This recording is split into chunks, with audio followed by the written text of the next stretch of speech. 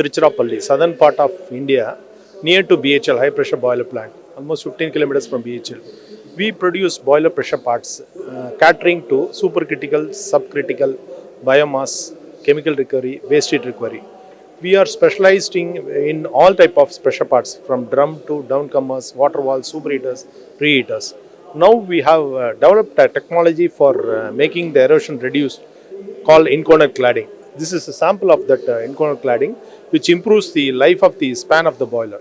So our company is, since we are operating this company from 2010 onwards, and we are 15 years old company, and we are exporting to more than 10 countries, almost all Southeast Asian countries, and to Australia and to UK also. So we have a annual capacity of around 5,000 metric tons of producing pressure parts. We can say we can next to BHL in Trichy, and in size and volume also. So this is our and we have accreditation certification for Indian boiler regulation, American Society of Mechanical Engineers, then European specification. We have done a job with the ERD Merckblatter 2000, and we are doing for a job with Canadian specifications also.